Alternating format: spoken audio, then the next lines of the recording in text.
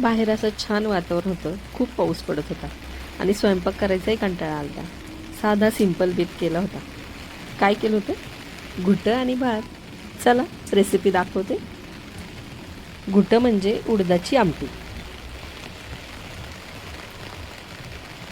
घुटं करण्यासाठी मी ही अशी उडदाची डाळ घेतलेली आहे.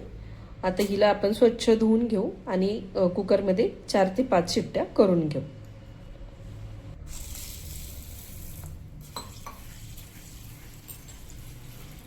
एक 4 ते 5 वेळा आपण छान अशी स्वच्छ धुवून घेणार आहोत.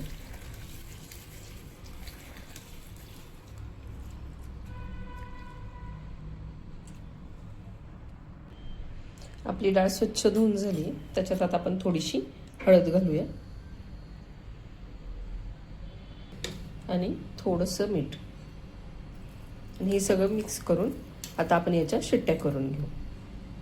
आता याच्या शिट्ट्या करून घेऊयात.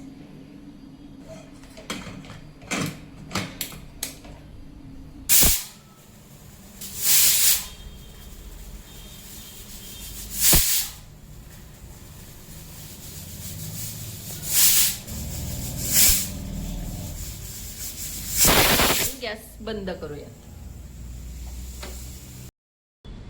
आपली डाळ आता गार होते तोपर्यंत एका मिक्सरच्या भांड्यात मी थोडंसं खोबरं घेतलंय, एक 5 ते 6 लसूण पाकळ्या, एक 4 ते 5 हिरव्या मिरच्या कट करून घेतलेल्या.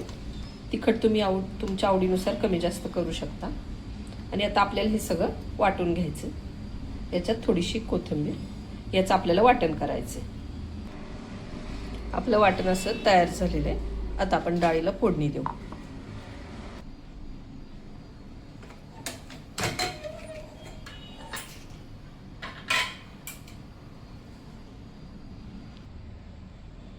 आपली डाळ छान अशी मऊ शिजलेली आहे.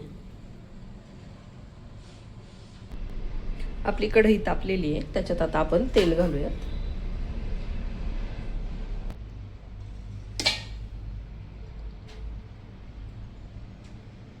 एक 2 मोठे चमचे आपण तेल घालून घेऊ. आपलं तेल तापतंय तोपर्यंत डाळ अशी आपण थोडीशी चमच्याने घोटून घेऊ. अशी डाळ घोटून घेतल्यामुळे आपली आमटी दाटसर होते, जास्त पातळ होत नाही. आपलं तेल आता छान तापलंय. त्याच्यात आपण थोडे जिरे घालू, थोडासा कढीपत्ता,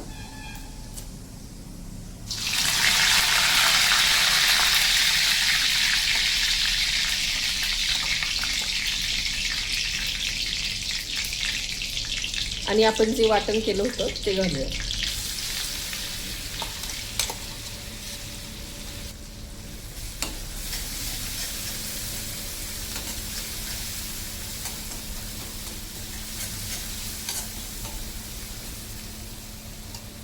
थोडीशी हळद,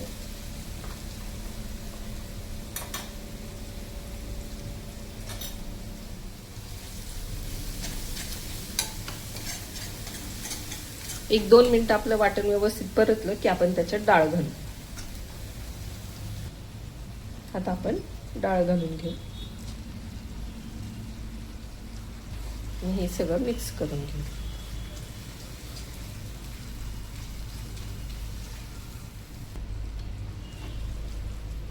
तुम्हाला डाळ जितकी घट्ट हवी आहे, पातळ हवी, तसं तुम्ही पाण्याचं प्रमाण कमी जास्त करू शकता.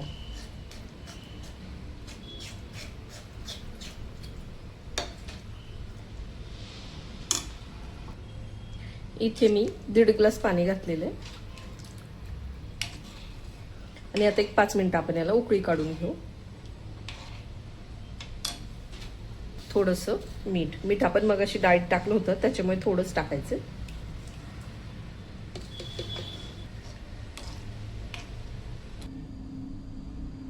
आपलं गुठं आता तयार आहे. आता आपण ते सर्व करून घेऊ.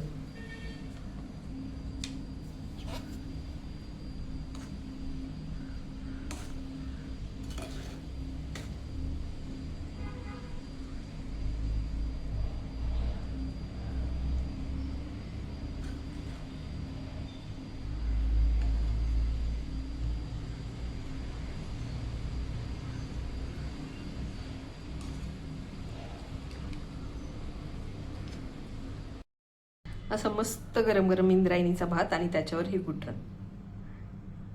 कशी वाटली तुम्हाला रेसिपी कमेंटमध्ये नक्की सांगा. आणि जर तुम्हाला माझ्या रेसिपीज आवडत असतील तर माझ्या चॅनलला सबस्क्राईब नक्की करा. थँक्यू.